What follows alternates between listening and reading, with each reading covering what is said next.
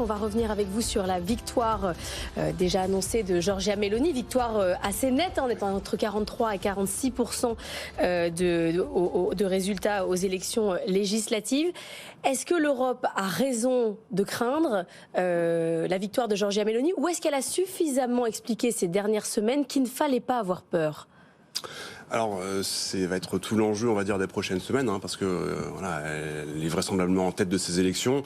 Elle ne sera pas Premier ministre avant mi-octobre. Il y a quand même tout un processus électoral en Italie qui doit se dérouler. Et c'est vrai que jusqu'à présent, ce qu'on a vu, c'est qu'elle a mis un peu d'eau dans son vin, si vous me permettez l'expression, parce qu'il y a quand même beaucoup d'échéances. Il y a pas mal de recettes, en tout cas de flux qui doivent venir de l'Union européenne, la Commission européenne. Les fameux 20 milliards par mois, quasiment. Exactement. Ouais. Donc ça fait mais c'est presque ça qui tient la politique européenne, et le lien, ce sont ces 20 milliards qui doivent arriver ? Alors aujourd'hui, oui. Après, tout ça, encore une fois, ça dépendra des ministres qui seront mis en place. Est-ce qu'on aura, à l'instar de ce qu'on avait vu en 2018, par exemple, si vous vous souvenez, il y avait eu une proposition de ministre des Finances, M. Savona, qui était particulièrement eurosceptique. Et donc ce gouvernement-là avait été rejeté par le président italien, par M.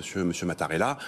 C'est pas ce qui est anticipé aujourd'hui, mais encore une fois, on a entendu Mme von der Leyen dans le courant de la semaine dernière mettre une forme de pression, faisant un parallèle avec ce qui peut se passer en Hongrie ou en Pologne. Alors on verra effectivement sur le plan économique les équilibres politiques, le ministre des Finances, mais sur le plan monétaire, quand même, on voit qu'on le disait, plus de 4% pour les taux à 10 ans italiens.